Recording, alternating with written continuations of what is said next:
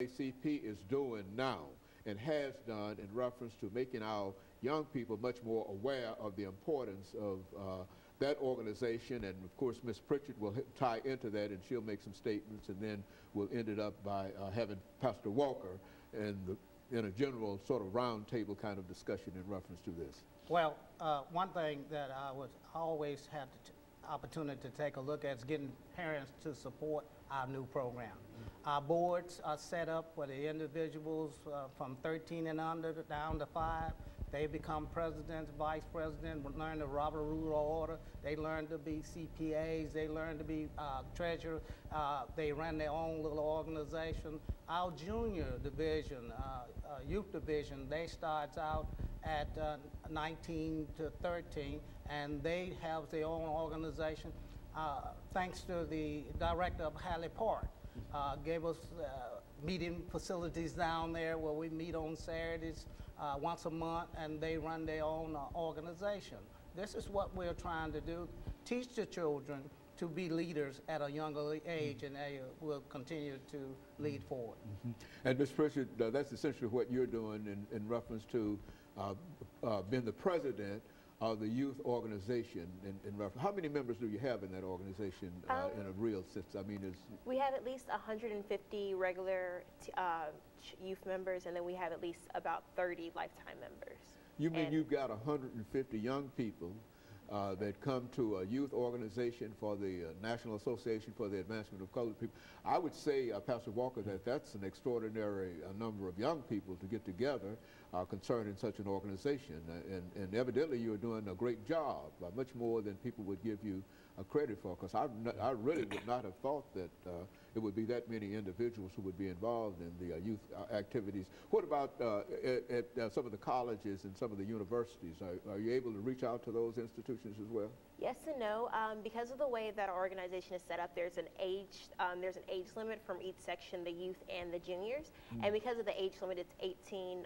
It's either 18 or 21. I'm forgetting at the current moment. But because of that age limit, normally the actual university level and the youth level, we coincide together, especially in Nashville, because both Vanderbilt, Fisk, and TSU, they all have either functioning or currently working on making sure that they're properly functioning youth organizations there too. And so sometimes we partner together, like some of our forums and roundtables in the future will be partnering together as far as facility goes or training goes, or just making sure that we know where we're going with things. So. Very good. And I think, Pastor Walker, those are some good statements in reference to getting young people to participate. I think I'm sort of amazed in a real sense that so many young people are actually taking advantage of the National Association for the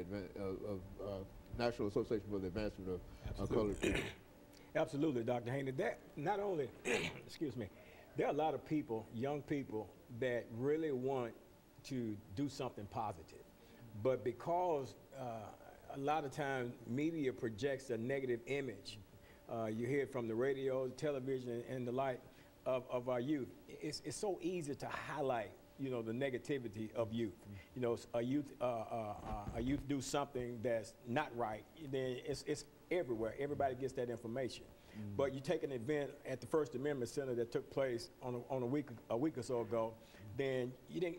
Where's the news coverage on that? Why? Because there was positive youth gathered together for a positive experience, and for whatever the reason, that just don't make news. It's just not good news, you know, because you know everybody knows that when you turn on your news channel, the good news is the bad news. Because that's who people. That's what people turn it on to see. But when you got a group of youth that you're consistently working with, and you're bringing them up and you train them up and you're giving them a knowledge of themselves, a knowledge of the past, now they can take that knowledge of themselves and the knowledge of their past, and they can build a great character, and they can stand strong. And that's I think, Dr. Haney, that's a fear in America. Because if you see what's happening with the educational system, the dumbing down of our educational system, the taking away your name. When I was in school, we had civics class. What happened to it? Why is it not necessary now? Because you learn how the government function, how it operates and stuff like that. So you have a working knowledge of how to maneuver yourself through life. But now it's like there's a dumbing down. So what's important now is that we educate youth as to who we are, where we come from, and where we can go based upon the knowledge we have of our past. And I think that's how we got to look at this thing, and that's why I'm so excited about being able to. I don't know if Mr. Goldthreath know, but I'm up under his wing. I am up under his wing, boy. I'm like a chicken up under the chicken. I can understand. Wing because, you know, his experience and his expertise in this field and his passion and his drive to make sure that our youth have access to this knowledge that he has, and not like so many others, gain a knowledge, got the knowledge, and then refuse to share the knowledge and information. And as a result of that refusal, then we got a whole generation of young folks that are kind of like at their own disposal to do whatever they want to do. Yeah, left to their own device. Yeah, and we can't afford to do that. We got to train them up. You know, it's biblical. Train up a child in the way that they should go, and when they're old, they'll not depart from it. That's what's happening in this process. Mr. Goldthreath, give us some final statements in reference to that. We've got about 3 minutes before we end this show for today. You can take a look at our high schools. Each high school, we have a president and a vice president. Ms. Pritchard probably can tell you she's having a meeting this Thursday of each high school, vice president, president. We're going to have 18 divisions like Pearl Corn,